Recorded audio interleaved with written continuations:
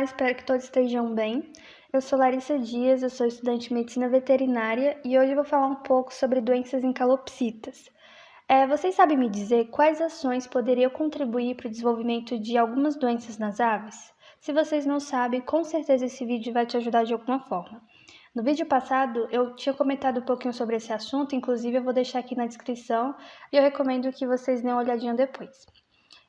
E eu tinha dito que a maioria das doenças nas aves, elas estão relacionadas com o mau manejo e com a má alimentação. Então, por serem dois pontos importantes, eu achei que seria interessante discorrer um pouquinho sobre eles aqui nesse vídeo. Primeiramente, eu vou começar falando sobre a alimentação. A alimentação das calopsitas é bastante diversificada. Em vida livre, elas costumam se alimentar de frutos, sementes e insetos. Já em cativeiro, os tutores acabam sendo responsáveis pelo seu cardápio alimentar, a sua dieta. Então, a gente precisa estar atento e saber quais alimentos a gente pode ou não oferecer para elas. Em relação às frutas, é necessário alguns cuidados, como por exemplo, retirar sementes, porque elas podem se tornar tóxicas às aves e como resultado a gente tem uma morte indesejada. Então, apesar das calopsitas poderem comer frutas, existem algumas restrições. Então, nesse caso, a gente não pode oferecer frutas ácidas, como o limão e a laranja, frutas muito doces, que é o caso da manga, ou gordurosas demais, como o abacate. Com relação às verduras e os legumes, eles podem ser oferecidos de forma crua, mas é bom evitar oferecer folhas escuras demais por causa do excesso da quantidade de ferro e evitar oferecer alface porque ele pode provocar diarreia. E com relação às rações comercializadas, o recomendado é oferecer rações peletizadas ou extrusadas e evitar oferecer ao máximo rações com mix de sementes porque elas causam problemas de saúde, principalmente as aves, e nesse sentido causa problemas de obesidade e problemas no fígado. As sementes disponíveis para venda, especialmente os girassóis, eles já foram catalogados como alimentos desbalanceados e perigosos para a saúde das aves no geral.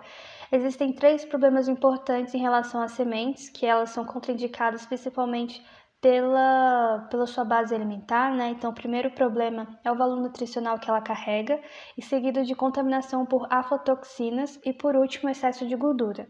Então, aqui nesse slide a gente tem os principais grãos e sementes que são oferecidos para as aves. Eu vou falar um pouquinho sobre eles e discorrer principalmente sobre a descrição nutritiva deles. E um ponto importante é que, apesar das rações e das sementes, enfim, serem indicadas na alimentação delas, eu acredito que deva ter um equilíbrio entre todas as formas de alimento que você possa oferecer. E quando eu digo isso, eu me refiro, por exemplo, a frutas, legumes e suplementos alimentares e também às rações.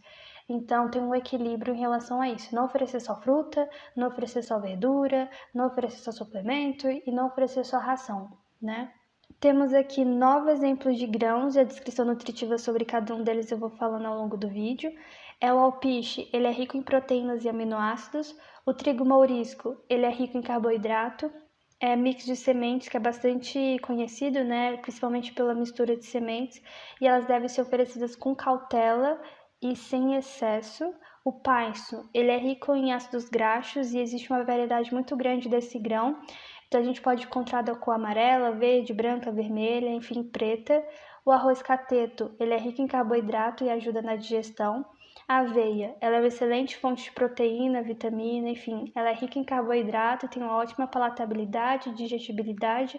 O sorgo, ele é da família do painço e ele tem um alto teor de proteína, como aminoácidos de boa qualidade, enfim. A semente de girassol é uma excelente fonte de energia, rica em proteína, estratério, minerais e vitaminas.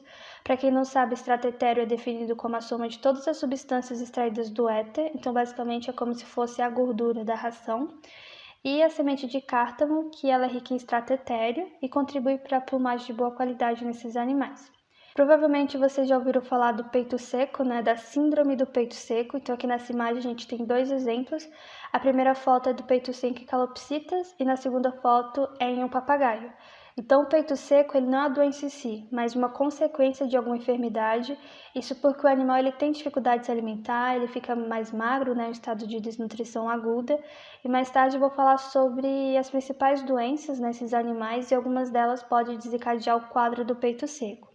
Então, nesses casos, é indicado fazer a suplementação de vitaminas. Ele é um sinal clínico que sugere fraqueza crônica e progressiva ou caquexia, que é a perda do peso e da massa muscular, que vai deixar o animal em estado bem preocupante. Existem muitos fatores que podem acarretar no emagrecimento da sua ave, até chegar a esse quadro de caquexia. Dentre os mais comuns estão infecções crônicas por micoplasma, parasitismo crônico, criptosporidiose, tuberculose, depressão, diabetes, tumores, coccidiose subclínica, diminuição na alimentação em razão de ansiedade ou também por fatores emocionais decorrentes da perda de parceiro na gaiola ou também por mudanças bruscas de ambiente ou possível troca de dono, né? E quase sempre o peito seco é considerado uma doença terminal. Em poucos casos, as aves que apresentam esses sintomas, né, elas chegam a se recuperar, porém se fizermos um diagnóstico logo no começo do tratamento, um diagnóstico correto, a gente consegue reverter a situação e salvar o seu animal. Existem inúmeros remédios que são indicados para o tratamento, então trouxe aqui 2 exemplos. Lembrando que o ideal é sempre levar para um veterinário para fazer o diagnóstico correto e fazer um tratamento orientado e supervisionado sobre ele. Mas se você não tem condição de levar a sua ave por algum motivo, enfim, financeiro, econômico, é bom que vocês tenham ciências que se você fizer a dosagem errada, pode piorar a situação, então todo cuidado é pouco. Trouxe aqui 2 exemplos, que é a coccidiarão e o Labicon Clube Vitinil. Dentre os dois, eu acredito que o melhor seja esse Labicon Clube Vitinil, principalmente pelas questões nutritivas deles, né? Enfim, esse primeiro você pode encontrar em qualquer lugar, em lojas convencionais e na internet. Ele é eficiente na questão do tratamento da síndrome do peito seco, né? Esse segundo, ele é mais completo, principalmente porque ele tem uma fórmula balanceada de vitaminas, ele ajuda na questão de eficiência alimentar, no crescimento da ave, né? Principalmente porque a síndrome do peito seco faz com que essa massa muscular diminua.